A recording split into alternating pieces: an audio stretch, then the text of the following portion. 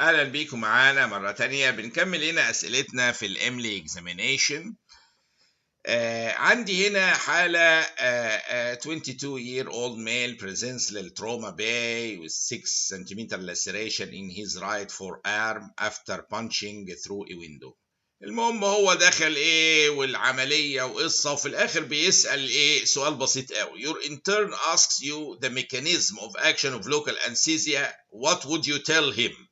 يعني معلش صيغة السؤال كاتبينها you tell him ده، يعني what would you tell him؟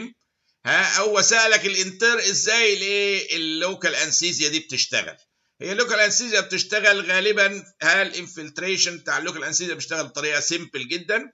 بتwork by reversibly binding the sodium channel within the nerve fibers would block them. يعني هي موضوع قصة اللوكال انستيزيا انها بتعمل ايه؟ والالكتريكال امبulses في النيرف عبارة عن صوديوم ان فاكرين وبوتاسيوم اوت والاكشن بوتنشال، دي بتعمل ريفرسبل بلوكينج لايه؟ للصوديوم شانل، تقوم تمنع الاكشن بوتنشال، تمنع الالكتريكال اكتيفيتي اللي بتعمل البين امبلس. فده الميكانيزم بتاع الايه اللوكال انستيزيا، reversibly binding الصوديوم channels within a nerve fibers. هي دي فكرة ايه اللوكال انستيزيا عامة. واحدة عندها 25 سنة في ال 33 weeks gestation is noted to have a placenta previa. Upon cesarean section لقوا bluish tissue densely adherent. خدوا بالكم من كلمة adherent دي between اليوترس والmaternal border is noted. The most likely added the placental abnormalities، يعني في in addition للبلاسينتا بريفيا في حاجة اكسترا. هو الحقيقة البلاسينتا اللي بتبقى deeply infiltrating وadherent كده اهوت، ده في انواع، ده النورمال اهو، وادي اليوترس البلاسينتا. فلو دخلت سنة اسمها اكريتا، دخلت اكتر بتسمى انكريتا، ودخلت infiltrating الوول كله تسمى بيركريتا. فهذه الحالة يعني البلاسينتا بريفيا هي موقع ايه البلاسينتا نفسه، لكن البلاسينتا اكريتا وانكريتا والبيركريتا دي الانفلتريشن بتاعها في الوول، ملهاش دخل موقعها هنا ولا هنا، لا ده قد ايه انفلتريتنج الوول. فهنا الحالة دي طالما في انفلتريشن بالشكل ده ممكن تبقى بلاسينتا بيركريتا. في ناس بتقول دي انكريتا، عامة هي تعتمد ايه على الايه الليفل اوف انفلتريشن. البيركريتا واخده فول سيكنس كده، الانكريتا واخده ايه هاف سيكنس من اليوترس كده اهوت، وادهرنت وانفلتريتنج في اليوتراين ماسل نفسها. هنا عيان عنده history of depression as admitted للinpatient psychiatry ward after his third attempt at suicide. يعني حاول المرة الثالثة الانتحار with an intentional drug overdose، تعمد ينتحر. البيشنت is stabilized medically, however he is put under 24-hour monitoring by the nursing staff due to repeated attempts at self-harm. يعني محطوط تحت monitoring، يعني عشان ده ممكن ينتحر في أي لحظة. During a change للشيفت there is a mistake in communication and no one is assigned to the patient. يعني هما بيغيروا، سابوه كده من غير حد ما يبقى عينه عليه، بس فترة 15 دقيقة. فهو السؤال هنا fortunately انه ما انتحرش فيه. The patient made no attempt اثناء المده دي. Which of the following attempts statement is correct about this event؟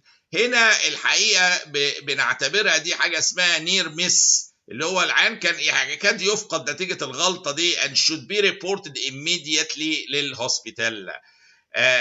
يبقى انا عندي الاجابه الحقيقه ان هي this is a near miss and should be reported immediately للهوسبيتال، لان حاله احتمال انتحار ما ينبغيش تتساب فيها مجال للهزار، و15 دقيقه ما يبقاش العين عليه. فايت so serious enough انها لازم تبقى تبقى ريبورتد للهوسبيتال على طول، ان في حصل خطا جامد قوي عشان يتفادوه ويعاقبوا المسؤولين عنه.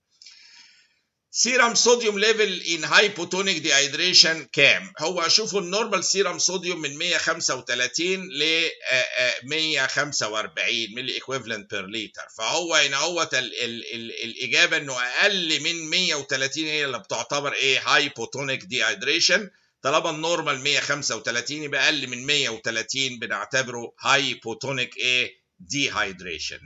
فاجابه هذا السؤال اللي بيسال ايه هو الليفل بتاع اللي نقول عليه هايبوتونيك دي هايدريشن لما الاقي السيرم صوديوم اقل من 130 ملي ايكويفالنت بير لتر. السؤال هنا بيقول 48 years old smoker who was diagnosed with COPD 10 years ago is experiencing shortness of breath and productive cough with purulent sputum.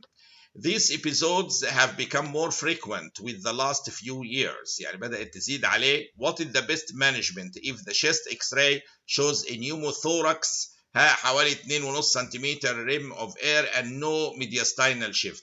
هو طالما في نيوموثوركس عامة انت كده أأمن حاجة ان احنا يتسحب هذا النيوموثوركس من الثوركس من خلال انتركوستال درين انسيرشن زي الصورة دي. انتركوستال درين للنيوموثوركس دي حالة سي او بي دي الحقيقة وفيها نيوموثوركس اهو بره هتلاقي جيت بلاك ابيرنس قارن المنطقة دي بالمنطقة دي وانتوا تحسوها وادي اللنج ايدج اهو هو ده اللنج ايدج ونيوموثوركس وتتسحب بانتركوستال درين انسيرشن للاير ده عشان ندي بيتر فول اكسبانشن لللنج تقدر تاكسباند ونحسن الهايبوكسيميا اللي عنده اللي ناتجه من الشيست انفكشن اللي موجود ده.